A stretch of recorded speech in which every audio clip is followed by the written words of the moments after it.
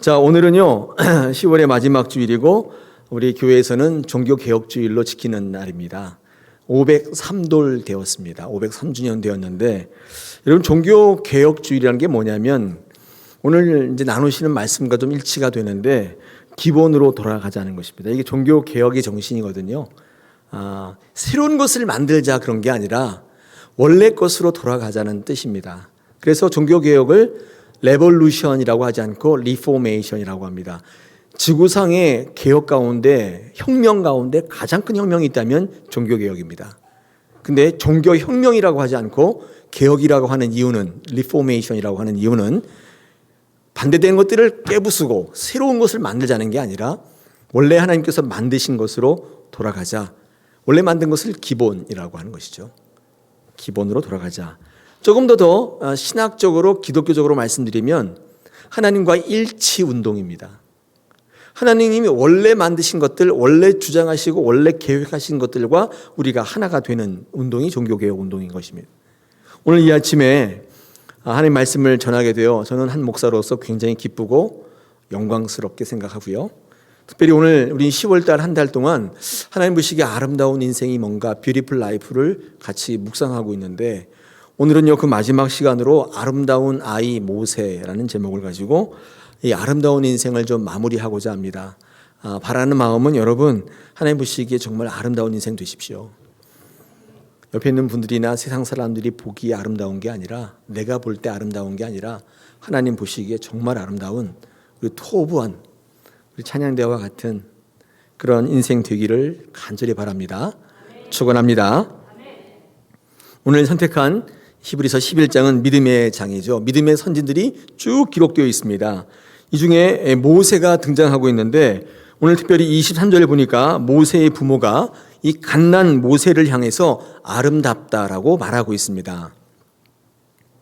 물론 자기 자식이 이쁘지 않은 부모가 없겠죠. 다 이쁘겠습니다만은 지금 모세를 향해서 아름답다고 말하는 이 성경의 말씀은 이 모세의 부모가 단순히 자기 자식에 대한 사랑과 자랑을 기록하고 있는 게 아닙니다. 야, 내 자식 너무 이쁘다, 그런 뜻이 아닙니다. 오히려 모세를 향하여 아름답다고 말하는 것은 앞으로 모세가 하나님의 일을 감당할 사명자로 부름받고서 또 하나님의 사람으로 위대하게 쓰임받게 될 그의 인생을 놓고 쭉 볼 때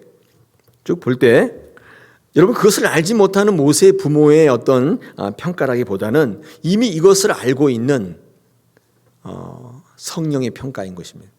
그의 인생이 정말 아름답다고 하는 것입니다. 모양이나 이런 게 외모가 아름답다고 해서 아름다운 게 아닙니다. 이런 갓난아이가 얼마나 아름답습니까? 저 갓난아이 몇 번 봤는데요, 요만하죠. 핏덩어리인데 꼬물꼬물하고 아름답진 않아요. 그렇잖아요. 솔직히 말씀드리면 귀하긴 한데 아름답다 그런 건 아니에요. 좀 징그럽죠. 그렇죠? 근데 왜 갓난 이 모세를 향해서 성경은 아름답다고 할까요? 그 모양이나 그런 것이 아니라 그가 앞으로 살아갈 하나님의 인생을 생각해 볼 때 하나님 보시기에 정말 아름다운 것이라고 성령께서 평가하는 것입니다. 여러분, 그러므로 성경에서 아름답다는 표현은 이처럼 사명 감당하는 모습을 일컫는 말입니다.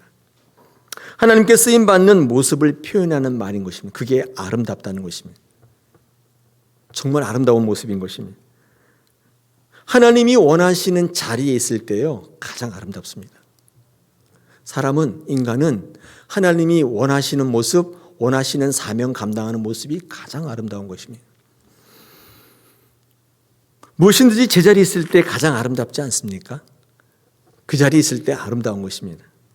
오늘 본문에 쓰인 아름답다라고 하는 단어는요, 여기 한번 이제 화면에 보시면 이게 헬란 말로 에스테이오스라고 하는 단어로 쓰였습니다. 이 에스테이오스라는 단어를 제가 한번 이렇게 조사를 해보니까, 물론 아름답다라고 하는 말이 분명히 있긴 한데 여러 가지 용례에 볼 때 공정하다는 말도 많이 쓰이고 있습니다. 어떤 걸 할 때 공정하다라는 말일 때 이 에스테이오스라는 말을 쓰고 있는 것을 제가 확인할 수 있었습니다. 특별히 그런 의미도 있는데, 이게 명사로 쓰였을 때는 우리 몸에 있는 지체 또는 이렇게 어떤 물건을 틀어지지 않게 묶는 밧줄, 이렇게 쓰이는 용례도 확인할 수 있었습니다. 신기한 단어죠. 제가 단어 공부하면서 제가 한번 제 나름대로 이 뜻을 반영해서 한번 이 에스테이오스를 한번 이렇게 해석해 봤습니다. 여러분, 우리 몸에 있는 지체는 그 자리에 있을 때 아름답다. 괜찮습니까? 여러분, 지체라는 말이 있는 이유는 아름답다는 말과 지체가 어떻게 연관되냐면, 여러분, 지체가 아름다운 것은 그 자리에 있을 때예요. 손 있잖아요, 손. 여기 있어야 아름답지. 저기 있으면 끔찍하죠. 여기 손이 붙어 있다 그러면 코끼리도 아니고 이상하죠. 귀가 여기 붙어 있어요. 이상하잖아요. 그렇죠? 네. 엉덩이가 여기 붙어 있으면 밥 못 먹겠죠? 네. 네. 그 자리에 있을 때 가장 아름다운 것입니다. 우리로 하여금 다른 곳에 위치할 수 없도록 밧줄로 묶을 때 그 모습이 아름답다. 제 사역이 어떻습니까? 괜찮죠. 그래서 지체, 밧줄 이런 단어가 에스테이오스라고 하는 명사형으로 쓰이고 있다는 생각을 하게 됐습니다. 여러분, 가장 아름다운 모습은요, 그 자리에 있는 것입니다. 남편은요, 직장에 있을 때 가장 아름다운 것이고, 아이는, 우리 자식들은 학교에서 공부할 때 가장 아름다운 모습이고, 모세가 아름다운 이유는 그가 가지고 있는 외모 때문이 아니라, 그 배경 때문이 아니라 하나님이 원하시고 계획하신 그 자리에 있을 때, 그런데 그 자리에 있지 못하도록 방해하는 모든 과정을 이기고 그 부르심에 순종하여 마침내 하나님이 말씀하는 그 자리에 서 있는 그 모습, 다시 말해서 하나님의 뜻과 일치되는 모습, 하나님과 연합되는 모습이 가장 아름다운 모습입니다. 이런 그런 모세의 모습을 볼 때 성령께서 정말 아름답다라고 얘기한 것입니다. 여러분, 그런 귀한 아름다운 인생 되시기를 원합니다. 그렇죠? 그게 제일 아름답습니다.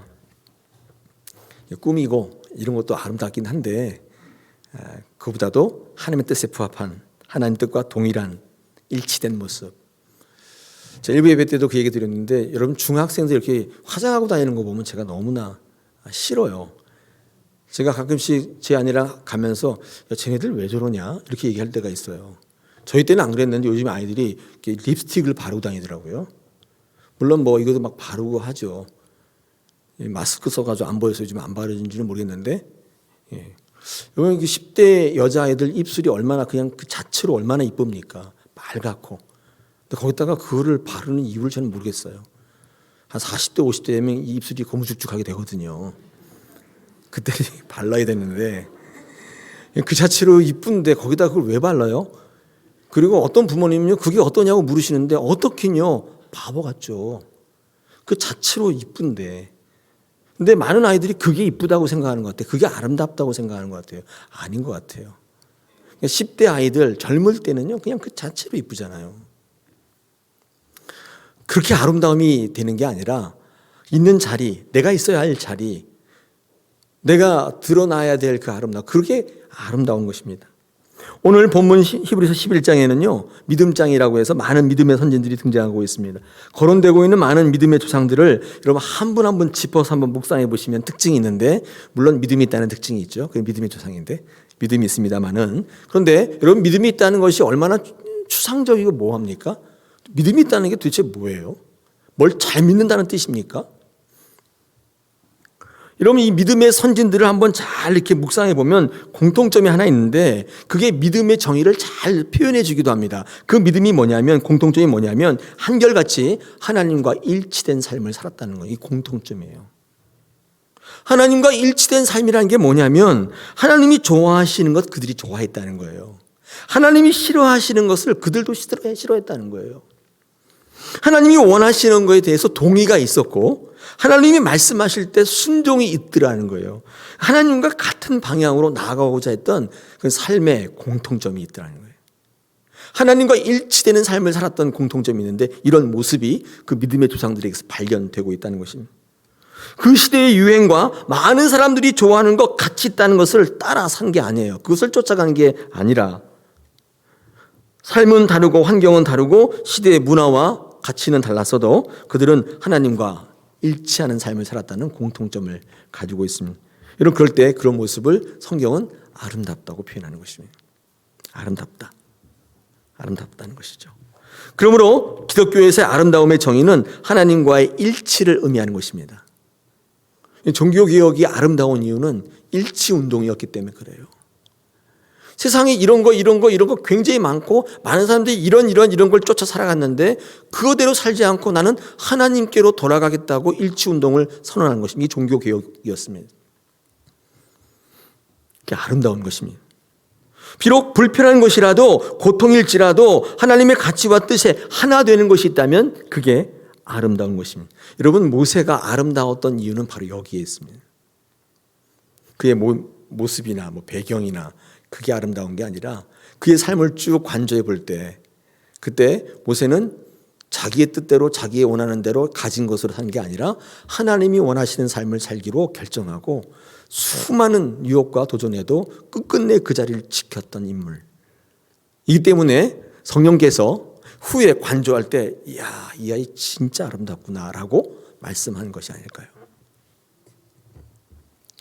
오늘 말씀 묵상하다가 재미있는 거 하나 발견했는데, 그렇죠? 성경은 모세를 향해서 아름다운 어르신 이렇게 안 하고 뭐라고 그래요? 아름다운 아이라 이렇게 말씀하고 있지 않습니까?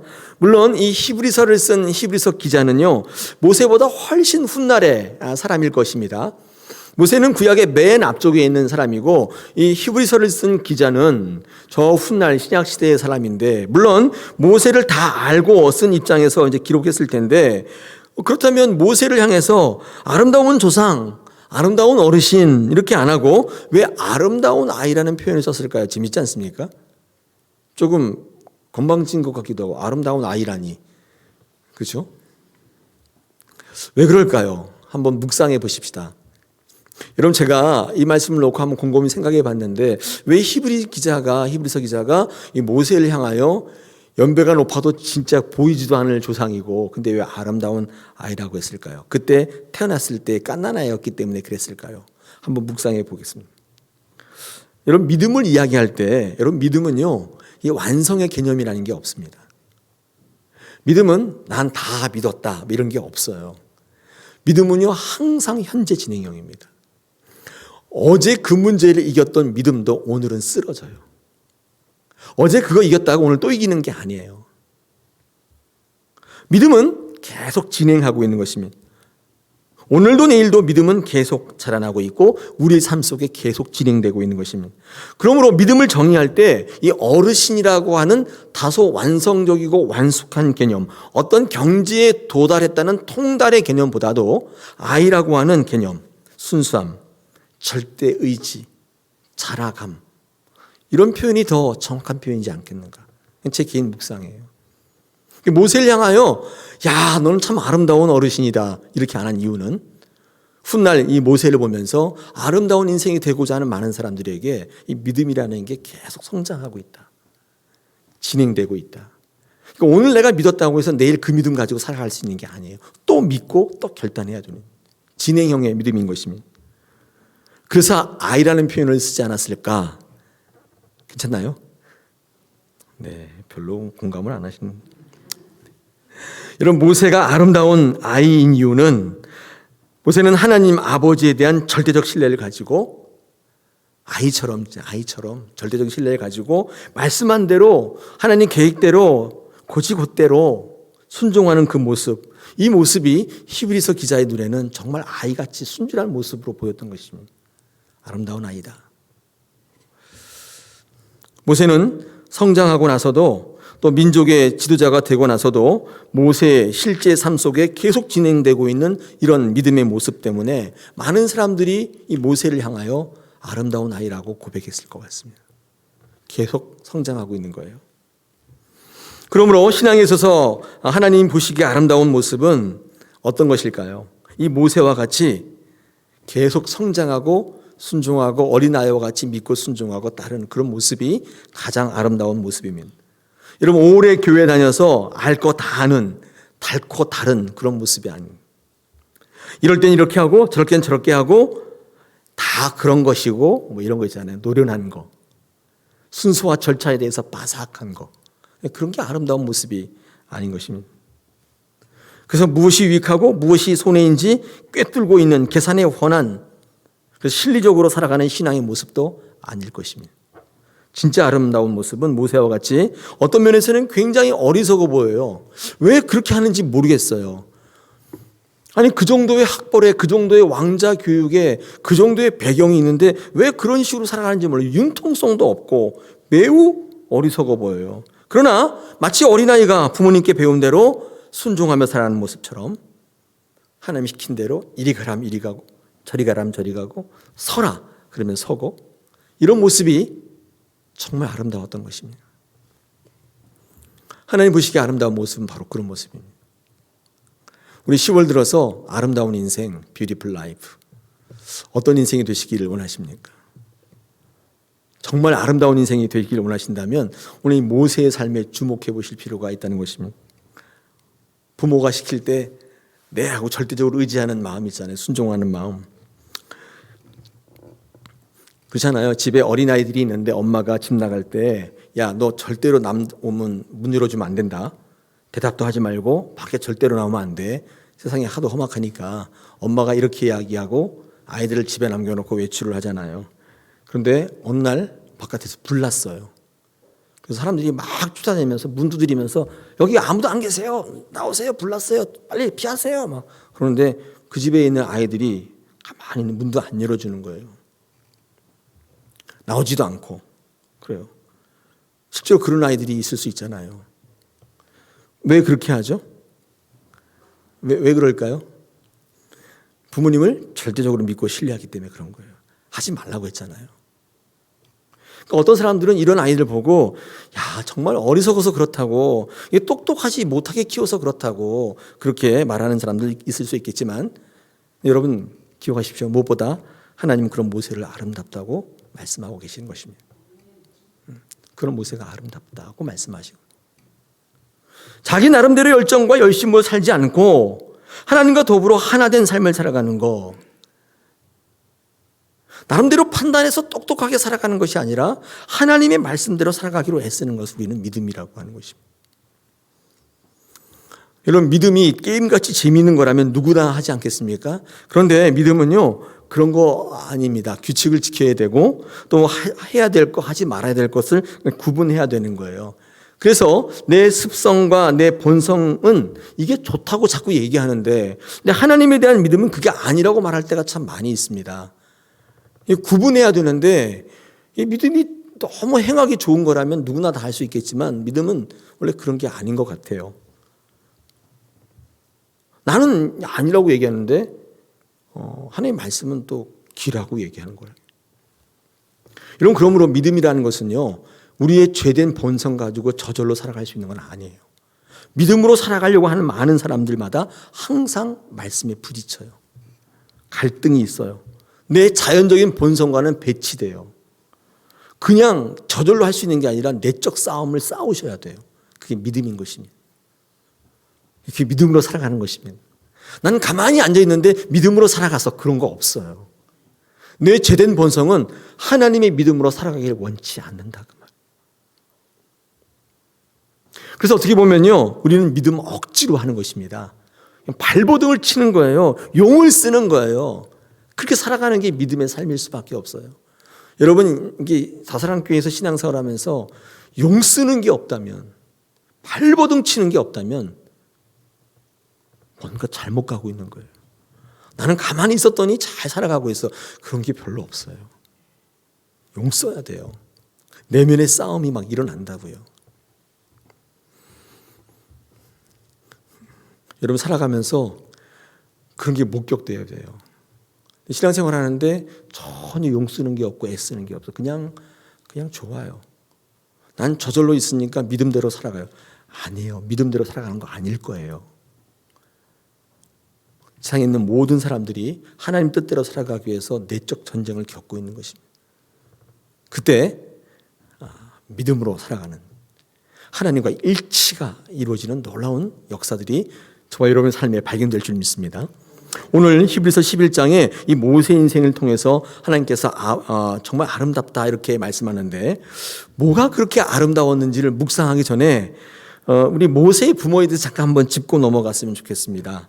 여기 다 부모이시고 또 앞으로 부모가 될 사람도 있기 때문에 여러분, 모세의 이런 기가 막힌 아름다운 인생은 저는 결론적으로 그 부모에게서부터 왔다고 생각이 됩니다. 이 모세는요, 기가 막힌 환경에서 태어나지 않았어요. 이 모세의 부모가 모세를 낳고 난 다음에 3달 동안밖에 못 키웠습니다. 그리고 강에다가 버려야 될 만큼 기가 막힌 환경이었습니다. 아주 살벌한 상황이었어요. 남자아이 낳으면 다 죽여야 되는 그런 상황 속이었습니다. 오늘 23절에 보니까 믿음으로 모세가 낳았을 때에 그 부모가 아름다운 아이인 것을 보고 임을 보고 3달 동안 숨겨 왕의 명령을 무서워하지 않았다. 이렇게 성경은 기록하고 있습니다. 여러분, 이 살벌한 분위기잖아요. 그때 이 모세의 부모의 믿음의 고백이 뭐냐면 나는 왕의 명령을 무서워하지 않겠다. 이렇게 했습니다. 이 믿음은 세상의 법보다도 하나님을 더 두려워하는 것인데, 여러분 이 말씀 오해하시면 안 됩니다. 나는 세상의 법을 지키지 않겠다, 그런 뜻이 아닙니다. 그렇게 바라보기보다는 이렇게 보는 것이 더 성경적인데, 나는 하나님의 방향으로 가겠다. 나는 하나님과 일치하겠다는 선언이에요. 세상의 법을 지키지 않겠다, 이렇게 부정적으로 보지 마십시오. 이 믿음은 그런 게 아닙니다. 그런데 너무 중요한 우리 내적 동기가 뭐냐면 나는 하나님께로 가겠다. 나는 하나님과 일치를 이루겠다 결단하시는 것입니다. 이게 믿음이에요. 여러분, 이 모세의 부모는요, 어떤 분이었냐면 적어도 그렇게 선언했어요. 나는 세상의 법을 따르지 그런 게 아니라 나는 하나님과 함께 하겠다. 이렇게 결단해요. 여러분, 그 결단이 어떤 결과를 낳았어요? 모세를 갈대 상자에 놓고 나일강에다 보내는. 믿음의 부모였던 모세 부모님, 이 아므람과 요게벳, 아버지 이름이 아므람, 엄마는 요게벳인데 이 부부가 이 믿음으로 살기를 결정하고 일치를 선언했습니다. 그때 다른 부모들처럼 다 뭐 아이를 죽이는 게 아니라 지혜가 딱 떠오른 거죠. 갈대상에 역청을 발라가지고 나일강에다 촥 했던 것입니다. 하나님과 일치와 연합을 선언한 모세의 부모와 그 영향권 아래에 있었던 모세의 믿음이 그들의 삶 속에 어떻게 아름답게 드러났는가. 여러분, 이것은 우리가 한번 성경을 살펴봐야 되는데, 여러분 아름다운 인생 되시기 위해서 힌트가 될 겁니다. 제가 3가지를 한번 살펴보겠습니다. 첫 번째, 우리 24절에 보니까 이 바로의 공주의 아들 되는 것을 거절했다고 되어 있습니다. 그러니까 거절함으로 나타난 거예요. 거절하는 게 아름답다는 것입니다. 거절할 때 아름답다. 여러분, 바로의 공주의 아들이라고 하는 자리가 어떤 자리냐면 미래가 보장되는 자리예요. 그러니까 더 이상 뭐 먹고 사는 일에 이런 거에 신경 안 써도 되고 그냥 뭐 아주 좋은 인생을 살아갈 수 있는 보장된 자리가 바로의 공주의 아들이라는 자리죠. 그러나 모세는 그 자리가 하나님의 뜻과 방향과 일치하지 않기 때문에, 일치를 선언했잖아요. 일치하지 않기 때문에 일평생 잘 먹고 잘 살고 훌륭하고 좋고 자기 뜻을 이루고 자기 마음대로 할 수 있는 자리임에도 불구하고 거절했다는 것입니다. 기가 막힌 거 아니에요? 그렇잖아요. 그거 거절하셨다는 거예요. 네. 저 같으면 못할 것 같은데. 그렇죠. 여러분, 왜 열심히 일하세요? 왜 열심히 공부하세요? 이거 아니에요? 보장받기 위해서 아니에요? 잘 먹고 잘 살고 더 이상 뭐 이런 데 신경 쓰지 않고 여러분과 하고 싶은 거 하면서 살려고 하는 거 아닙니까? 그런데 그것이 하나님의 뜻이 아니기 때문에 거절했다는 거예요. 대단한 것이죠. 아무나 할 수는 없겠죠. 누가 합니까? 누가 해요? 하나님과 일치가 된 사람만 하는 것입니다. 하나님과 연합된 사람이 아니면 불가능해요. 하나님과 하나가 되었을 때 세상 사람들이 불가능하다고 이야기하고 어리석다고 이야기하는 일이 그의 삶 속에 실제로 드러나는 것이 믿음의 삶입니다. 하나님과 일치가 안 된 사람은 뭐든지 안 된다고 해요. 하면 안 된다고 얘기합니다. 불가능하다고 얘기해요. 그러나 하나님과 일치가 일어나는 사람, 방향과 목적이 동일한 사람은 하나님이 아니지만 하나님께 동의함으로 하나님의 능력을 구가하게 되는 것입니다. 일치의 능력이에요. 연합의 능력인 것입니다. 여러분, 십자가에 못 박힐 수는 없잖아요. 한번 못 박혀 보실래요? 근데 못 박히는 똑같은 효과가 있어요. 이게 뭘까요? 십자가와 연합된 삶인 것입니다. 내가 십자가에 똑같이 못 박히진 않았지만 예수님이 십자가에 못 박혔던 생각과 방향과 목적을 공유하시게 되면 십자가의 능력이 여러분에게 나타나는 거예요. 그 예수님의 약속인 것입니다. 그 자리를 어떻게 거절합니까? 지금 그것 때문에 열심히 일하고 있는데, 그것 때문에 열심히 공부하고 있는데 어떻게 그 자리를 거절해요? 우리 인생을 통해 하나님께서 말씀하는 일치. 내가 너를 향해 이런 뜻을 갖고 있다. 내가 너를 향해서 이런 목적이 있다. 여러분, 거기와 일치가 되게 되면 우리는 거절할 수 있어요.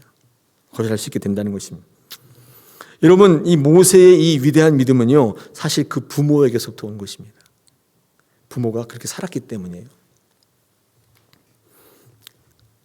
요즘에 손흥민 기사를 요즘 이렇게 보고 있는데, 왜 목사님은 예마다 손흥민만 얘기하냐고 관심이 그거밖에 없어서 그런 것 같아요. 네. 요즘에 이제 그 손흥민이 속해 있는 팀이 이제 토트넘이라고 하는 팀인데 거기랑 재계약을 하는 모양이에요. 근데 제가 기사를 읽어보니까 지금보다 2배 정도 더 많게 팀 내에서는 가장 연봉을 많이 받는 선수로 탁 뛰어 올랐어요. 보면서 내가 받는 것도 아닌데 되게 기분 좋더라고요. 근데 이렇게 팀 내 많은 사람들이 그를 좋아하고 하는데 이제 그 감독이 무리뉴라는 사람인데 이 사람이 이제 이렇게 기자와 인터뷰할 때 그런 얘기예요. 손흥민이라는 사람은 어떤 사람이냐 그랬더니 굉장히 가르치기 쉽고 굉장히 배우기 일을 잘하고 겸손한 사람이다. 우리 팀 내에 그를 싫어하는 사람은 아무도 없다.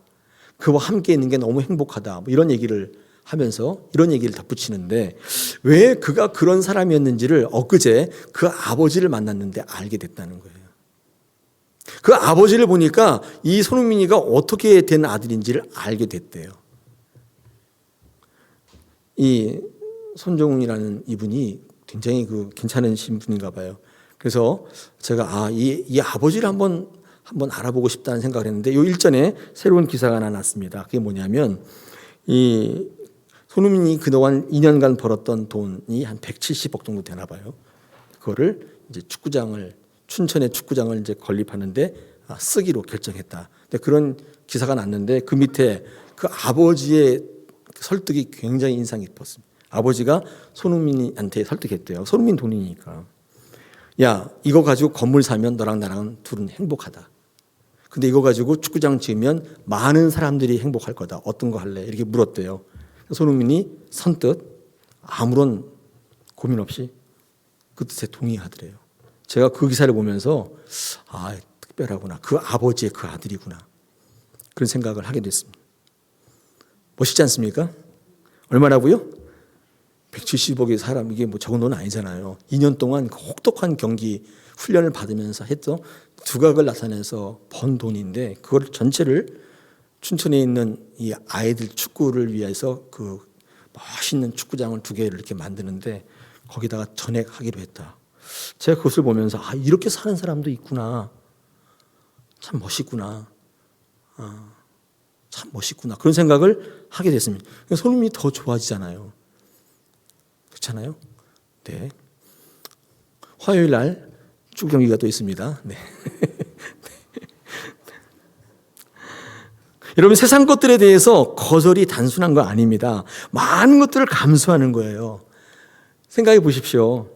이 바로의 공주의 아들을 거절했다는 것은요, 사실상 그 보장된 자리를 거절한 것이기도 하지만 누구를 거절한 것이냐면 자기를 키워준 어머니를 거절하는 것과 똑같은 것입니다. 낳아준 엄마도 있지만 또 누가 있어요? 키워준 엄마 있잖아요. 이 키워준 바로의 공주, 이 엄마를 거절하는 거예요. 사실 모세가 히브리 사람이긴 했지만 얼마나 가슴 아팠을까요? 40년 동안 자기를 키워준 어머니이신데 어쩌면 모세는 이 믿음의 길, 아름다운 모습을 갖추기 위해서 평생 바로의 공주, 그 어머니를 마음에 담고 살아가야 되지 않겠습니까? 그 마음에 묵직한 돌을 가지고 살아가는 부담이 있지 않았겠습니까?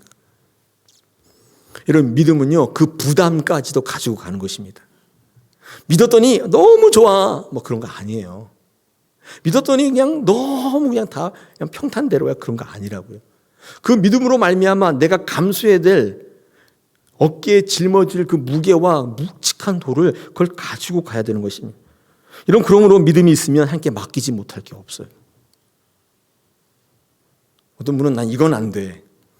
이건 안 돼. 이건 손대지 마. 이건 내 거야. 그런 분이 계실 수 있죠. 믿음의 모습은 아닌 것입니다. 믿으면 맡기지 못하는 게 없습니다. 그래서 소리가 그래서 믿으면 다 내려놓게 되고 하나님과 일치가 이루어지는 것입니다. 믿음의 모습은 나의 예민한 감정조차도 하나님께 드릴 수 있는 것입니다. 믿음은 그 부담을 안고 가는 거예요. 절대 클리어하지 않아요. 오늘도 믿음으로 살아가려고 한번 애써 보십시오. 홀가분해지는 게 아니라 부담이 생겨요. 난 이런 부담 너무 싫어. 나는 그냥 편하게 살래. 그게 인지상정이죠. 우리 첫 번째 아름다운 모습은요, 거절하는 것입니다. 거절하셔야 아름다워요.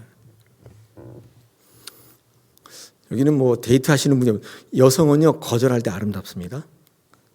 데이트하자고 하면 3번은 튕겨야 돼요. 내가 너까지 데이트할 거 알아. 이렇게 몇 번은 튕겨야, 그리고 허락을 해주셔야 아름답지. 처음부터 그래 이렇게 하면 그건 좀 별로. 하나님 보시기에 어떤 사람이 매력적이냐? 세상의 좋은 유혹으로부터 거절하는. 나중에는 홀라당 넘어가더라도 거절하세요. 아니요, 나는 하나님 믿는 사람이야. 난 그렇게 하지 않겠어. 정말 아름다운 모습인 것입니다.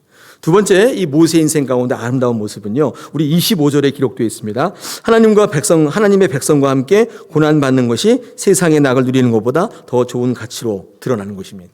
이 아름다운 모습이었어요.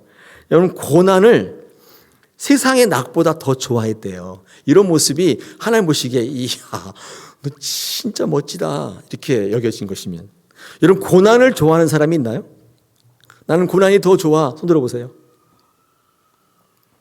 고통스럽게 해드릴게요. 나는 고난이 너무 좋아. 그런 사람 없습니다. 세상에 기쁨 쾌락을 누리려는 사람은 얼마든지 있지만 하나님의 나라의 백성과 함께 고난받는 거 좋아하는 사람은 별로 없어요. 없다고요. 그러나 고난을 낙으로 여길 수가 있는데 그게 언제 가능하냐면 우리 첫 번째 거 똑같이 하나님과 일치가 되면 그 고난이 낙으로 여겨질 수 있다는 것입니다. 하나님의 계획과 뜻을 알 때, 나를 향한 뜻을 알 때 내 삶 속에 다가오는 고난이 이게 세상의 낙보다도 더 좋은 것으로 여겨질 수 있다는 것입니다. 믿으시기를 축원합니다. 고난에 대한 정의를 모르시기 때문에 고난만 오면 그거 피하려고, 그거 이기려고 난리 난 것입니다. 우리가 고난을 위해 살 필요는 없지만 고난에 대한 하나님의 뜻을 모르면 이길 수 없는 것입니다. 그때는요, 고난과 자꾸 싸우려고 해요. 그런데 하나님이 우리에게 주시는 고난의 뜻을 아는 사람들은 고난과 싸우는 게 아니라 그릇 싸움한다 그랬죠. 그릇을 크게 만드는 싸움을 한다고 그랬습니다. 하나님 보시기에 아름다운 인생이죠. 여러분, 그렇습니다. 인생의 문제는요, 이 고난이 얼마나 큰가의 문제가 아니라 여러분의 인생의 그릇이 얼마나 큰가에 달려있는 거예요. 사실은 그래요. 고난은요, 크고 작고가의 문제가 아니라 여러분 그것을 바라보는 하나님과 일치하는 그릇의 크기에 따라 달라지면, 큰 호수는 이 정도의 소금 부어봐야 아무 것도 없어요. 여러분 심령의 크기가 이따만해지면 소금 만만 쳐도 팍팍 쳐도 짜질 않아요. 근데 여러분의 마음이 이건 종지 같으면요, 여기다 소금 부으면요, 짜서 죽습니다. 죽겠다 그래요. 죽겠다 그러는 거예요. 여러분, 하나님의 사이즈로 살아가는 사람, 하나님의 사이즈로 살아가는 게 뭐냐면 하나님과 일치를 이루라는 것입니다. 그와의 삶과 방향과 목적이 동일해지면 하나님 사이즈가 되는 거예요. 여러분, 그때 고난이 문제가 되지 않아요. 여러분, 이게 이론처럼 들리세요? 진짜 그렇습니다. 인생의 싸움은 고난의 싸움이 아니라 그릇 싸움인 거예요. 제가 여러 번 말씀드렸어요. 그릇 싸움 하셔야 돼요. 여러분, 세상의 낙보다 하나님을 향하여 받는 고난이 더 좋아질 수 있을까요? 있습니다. 하나님 그 모습을 아름답게 여기신다는 것입니다. 하나님과 일치를 이루시는 저와 여러분 되기를 원합니다. 마지막 세 번째, 이 모세의 모습 속에서 하나님이 아름답다고 하시는 모습은요, 우리 26절에 나와 있습니다. 이렇게 되어 있습니다. 그리스도를 위하여 받는 모든 수모를 애굽의 모든 보화보다 더 큰 재물로 여겼으니 이는 상 주심을 바라봄이라. 그렇죠. 바라보는 삶이죠. 상 주시는 것을 바라보는 것입니다.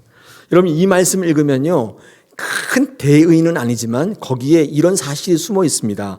예수를 믿을 때 받는 수모가 있다. 이렇게 발견하셔야 돼요. 26절에서 그 말씀을 하고 있는 거예요. 하나님과 일치된 방향으로 나가면요, 반드시 어려움이 있다고 얘기합니다. 믿음대로 살면 모든 게 막 평탄대로이고 막 핑크빛이고 막 그런 룰루랄라 하는 게 아니라고 말씀하는 거예요. 수모가 있고 어려움이 있다고 말씀합니다. 여러분 그렇습니다. 하나님과 일치가 되려면 반드시 방해가 있어요. 영적 일이기 때문에 그렇습니다. 없을 수가 없어요. 방해가 있고 수모가 있습니다. 여러분 이 모든 것들을 이기는 힘은요, 어떤 거냐면 바로 상 주시는 바라보는 능력입니다. 방해가 있고 수모가 있고 뭐 여러 가지가 있지만 이 모든 것들 가운데 끝까지 가고 달려가고 끝까지 그 뜻을 이룰 때는요, 상 주심을 바라보는 능력이 있는 것입니다. 여기서 바라본다는 단어 있습니다. 여러분이 바라본다는 단어 아포블레포라고 되어 있는데 한번 여기 자막을 한번 보시겠습니다. 아마 집에서 예배하시는 분도 밑에 자막이 한번 나갈 건데 이 아포블레포라고 하는 단어를 제가 한번 공부해 봤더니 참 재미있는 단어더라고요. 이게 지속적으로 뭘 한다는 뜻이고 바라본다는 뜻인데 여러분 지속적으로 뭘 한다는 뜻을요, 기대한다는 단어로 옮겨놨습니다. 여러분 기대한다는 것은 어떤 뜻이냐면요, 어떤 것을 이룰 때까지 계속 바라보는 것인데 여러분 이 중간중간에 바라보지 못하도록 만드는 방해와 수모들이 있다는 뜻을 포함하고 있습니다. 여러분 이 아포블레포라고 하는 단어를 공부할 때 가장 중요한 것은 시제입니다. 시제가 이게 완료 미래형 진행형으로 되어 있습니다. 우리나라의 단어에는 없는 완료 진행형이라는 게 있는데 헬라어에는 그런 게 있거든요. 미래에 일어나는 일인데도 계속 진행되고 있다는 사실을 암시하는 거예요. 지금 뭐 과거 완료는 뭐예요? 과거 완료는 과거에 일어난 일이 현재도 진행되고 있다는 게 과거 완료 아니에요? 넘어가겠습니다. 어쨌든 이게 미래에도 계속 진행되고 있다는 뜻이 아포블레포예요. 그러니까 기대한다는 단어는 계속 바라보는데 바라보지 못하도록 만드는 모든 수모와 방해들이 있다는 뜻을 가지고 있는 단어입니다. 그러므로 이 아포블레포 바라본다는 뜻은 뭐냐면 실망하지 않는다는 뜻이에요. 좌절하지 않는다는 뜻이에요. 내가 원하는 대로 되지 않았다고 포기하지 않는 것입니다. 여러분 이런 모습이 하나님 보시기에 정말 아름다운 모습이라는 거예요. 여러분 좌절하거나 포기하지 마십시오. 포기는 김장할 때 쓰는 단어입니다. 한 포기, 두 포기. 네, 그렇죠? 절대 포기하지 마세요. 코로나 때문에 어려워요. 포기하시면 안 돼요. 좌절하시면 안 돼요. 아름답지 않습니다. 그거는. 우리가 마태복음 20장에 포도원 품꾼의 비유를 읽지 않습니까? 거기에 이 포도원 품꾼들을 대하시는 하나님의 이 원칙이 나와 있는데 마감하기 1시간 전 오후 5시에 온 사람도 하루 종일 일한 사람과 똑같이 대접하시는 하나님의 모습이 있습니다. 오후 5시에 왔어요. 1시간 전에 이제 끝나요. 근데 그들을 아주 우호적으로 대하시고 파격적으로 대우하시는 모습을 보는 것입니다. 하나님이 인간을 대우하시는 원칙이 뭘까요? 인간을 평가할 때 기준이 뭘까요? 오래 일한 어떤 시간을 보실까요? 그 일한 사람의 능력이나 성과를 보실까요? 여러분 이 포도원 품꾼의 비유를 보면 하나님 인간을 어떻게 평가하는지 기준이 나와 있는데 그게 뭐냐? 그게 뭔가? 어떤 사람을 우대하시는가? 어떤 사람을 뽑으시는가? 어떤 거예요? 예, 한 가지 이거 나와 있는데 절망하지 않는 사람인 것입니다. 절망하지 않는 사람. 포도원 품꾼의 주인이 오후 5시에 인력시장에 나가본 거예요. 근데 그때도 서 있는 사람이 있는 거예요. 인력시장 나가보시면 오전 6시면 다 끝나요. 5시? 3시, 2시, 4시 때 다 뽑아가고 6시면요 아무도 없어요. 근데 오후 5시까지 서 있어. 다 끝나려는 시간인데 다 절망하고 집에 돌아가고 오늘은 공쳤다. 오늘은 가서 물이나 마시자. 이럴 시간인데 5시까지 남아있다는 것은 희망을 버리지 않고 남아있는 사람의 모습입니다. 여러분 그 사람이 포도원 주인 눈길에 딱 들어온 거예요. 거기 서 있기 때문에 온 게 아니라 기다리는 모습 있잖아요. 좌절하지 않고 낙심하지 않고 그 모습이 눈에 딱 들어온 거예요. 그 사람이 하나님의 눈에 돋보였다는 거예요. 오후 5시까지 기다린 사람은 여러분 건강한 사람 아닙니다. 능력 있는 사람도 아니라고 했습니다. 건강하고 능력이 있다면 벌써 새벽 4시에 다 풀려갔을 거예요. 그때까지 남아있다는 것은 건강치도 못하고 능력이 없는 사람임에 틀림이 없습니다. 그러나 그는 적어도 건강하지 않거나 능력은 없을지 몰라도 신실하고 성실한 사람인 것이죠. 하나님이 원하시는 분은 건강하고 능력 있는 사람이 아니에요. 그런 사람이라기보다는 불림을 받고 끝까지 선택받는 사람은 신실하고 성실한 정직한 사람이에요. 왜요? 그는 오래 기다릴 수 있어요. 여러분, 그들이 어떻게 오래 기다릴 수 있는가? 그들에게 뭐가 있어요? 사명이 있어요. 집에 있는 처자식을 먹여 살려야 한다. 강력한 의무와 책임이 있단 말이죠. 사명이 있고 그 사명감을 행하는 사람, 여러분 그런 사람을 신실하고 성실하고 정직하다고 얘기하고 그런 사람이 하나님 눈에 띄는 거예요. 여러분 마태복음 20장의 포도원 품꾼의 비유는 그거 얘기하는 게 아닐까요? 뭐야 이거 5시에 온 사람 나랑 똑같아? 화나십니까? 하나님 그런 사람을 지금 찾고 있습니다. 여러분 건강하십니까? 돈 많으십니까? 능력 많으세요? 그렇지 않다면 포기하지 마십시오. 그게 하나님 눈에 띄는 길이에요. 뭐 조금만 어려움이 있으면 하고 내려앉아가지고 나는 안 돼. 난 틀렸어. 난 여기까지인가 뭐 그러면서 내가 여기까지 왜 왔을까? 내가 예수 왜 믿었을까? 그 시간에 즐겁게 살걸. 그러면서 절망하고 좌절하고 떠나가고 잠수 타는 거 절대 아름답지 않은 것입니다, 여러분. 우리는요, 스펙 없기 때문에 끝까지 가야 되는 거예요. 좌절하지 마세요. 낙심하지 마세요. 여러분, 이 상주심을 바라본다는 이 모세의 모습은 정말 아름다운 거였습니다. 기대할 때 많은 수모와 많은 고난이 있었지만 그는 절대로 포기하지 않고 느보산 꼭대기에서 주님이 불러가실 때까지 한결같이 달려간 거예요. 정말 아름답지 않습니까? 하나님이 아름답다고 정의하는 모습을 여러분 오늘 아침에 확인하신 거예요. 이 10월 들어서 우리가 아름다운 인생 되기를 원하시는데 어떤 걸 기대하셨어요? 보람들이 성공해서 돈 많이 가지고 주일을 봉사하시는 거 그런 거 기대하셨어요? 그렇지 않을 수 있어요.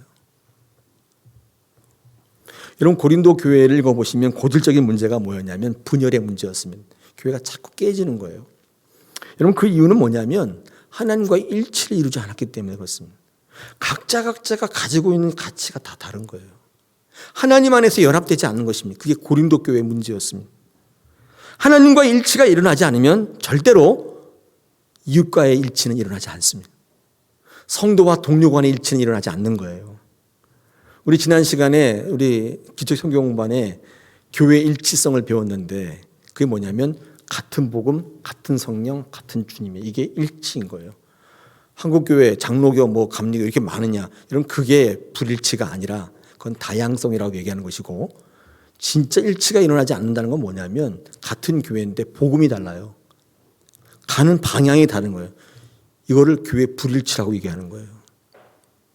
여러분 생각이 다 있지만 하나님의 복음 안에서 하나가 되는 거 이게 고린도 교회에 없었단 말이에요. 하나님의 일치는 하나님 중심적 신앙을 이야기하는 것입니다. 그러므로 하나님과 일치를 이루지 못한 때에 교회에 나타나는 심각한 문제가 있는데 그게 신앙의 이기주의고 영적 교만인 것입니다. 이게 불일치 가운데 일어나는 심각한 현상인 거예요. 하나님과의 일치는 교회와 성도와 일치를 이루는 가장 기본적인 바탕입니다. 아름다운 모습인 거예요. 오늘 종교개혁 503주년 그리고 우리 마지막 아름다운 인생 이 주제가 하나님과 일치를 이루는 삶인 것입니다. 할렐루야. 코로나여도 가을은 오나 봅니다. 네, 참 아름다운 계절이 됐습니다. 여러분 오늘 이 시간 한 가지 물으시면 설교를 마감하려고 합니다. 여러분 아름다운 분이십니까? 아름답습니까? 하나님 보시기에 정말 아름다운 인생이시기를 원합니다. 오늘도 이 말씀으로 은혜 누리시고 그런 귀한 삶이 되기를 축원합니다.